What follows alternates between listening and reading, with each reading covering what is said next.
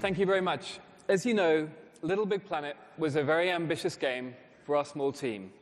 It focused on Sackboy playing through a simple platformer story which introduced the world to play, create, and share. So in Little Big Planet 2, we're staying true to that ethos of play, create, and share. But we're also, as you may have seen in the announcement trailer, massively expanding all of these areas, adding features like the Sackbot non-player characters, or character enhancements like the grapple hook, creative features from filmmaking tools to the 6-axis direct control seat, as well as a load of new community and share features that integrate with the web. But in the end, all of this just comes down to one thing: making fun games. And now you can make any kind. It's a true platform for games. Whether you want to make an RTS, an RPG, a puzzle, a racing game, or even a shooter. So today we're going to focus on that breadth and the new competitive scoring modes, which we showcase how easy it is to bring competition into Little Big Planet. I'd like to show you, with the help of my friends here, some examples we've just picked out for you live on stage. First up, we have Super Block Race. This is a super simple dexterity minigame, and it stars our Sackboys racing to match the falling blocks by pressing the X and O face buttons. Using direct control, you can create any mapping from the 6-axis controller to the gameplay. The time penalty for getting a mistake is balanced by the creator, and it's actually hiding a great depth to the gameplay. It was a great way to create a simple piece of gameplay mechanic with just a few physical tools that you'll be familiar if you've ever used Pop-It in Little Big Planet 1. With the new competitive scoring, each player gets their own score, which can be set by the creator. And at the end of the level, here in 2 seconds, you get presented with a neat map so that the winner can celebrate in style. So next up, we have Crashy Crash. It's a kind of top-down sports sumo. And in this level, these guys are just trying to bump each other out of the ring. But what the creator's done here is add X and mapped it to give a boost, which adds an element of strategy. Again, it's a really simple game mechanic that was great fun to create using the physical tools.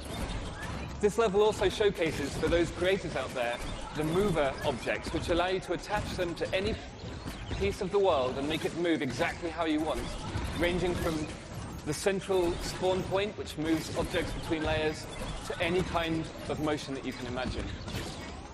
Once again, at the end of the level, you get a neat grid showing who did what to who and who's the ultimate winner. Lastly, I'd like to introduce you to the glorious chaos of multiplayer competitive action in this Rocket Arena level. This is actually the easiest one to build, simply placing objects in the world, setting gravity to low, and using a new character enhancement called the Creatonator. So players out there who've played Little Big Planet will be soaking up all of the new features here, but the Creatonator is a hat which you put on Sackboy and you can set to emit any object, from cows to flowers to rockets in this case. I think let's see who's doing the best. Come on, Green, you're on 0, no point. Keep going. In the background, you see the holographic material. That's been used by many of our creators to create heads-up displays and things like that. In online, if you use a competitive mode, each PS3 gets its own camera, so it would be really easy to make a gigantic scrolling level in Little Big Planet 2. So to wrap up, I'd just like to show you some of footage of the kind of gameplay that you can expect in Little Big Planet 2.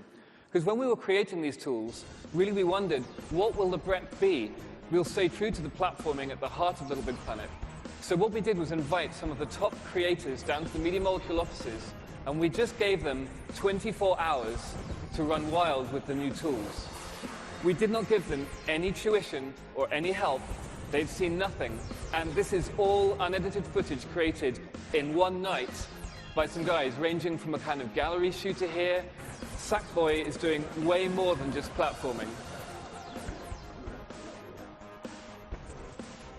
There were tons of different kinds of levels, and we've carried this breadth all the way through to the story mode in Little Big Planet 2, ranging from top-down racing games with AI characters, and even, in one instance, a full real-time strategy game with multiple units, unit creation, pathfinding, psychedelic 3D shooter, which takes place at the end of one of the boss fights in the game.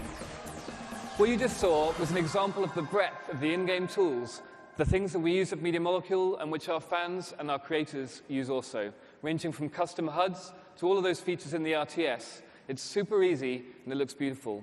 With Little Big Planet 2, the breadth and the possibilities are endless. You can make any kind of game you can imagine.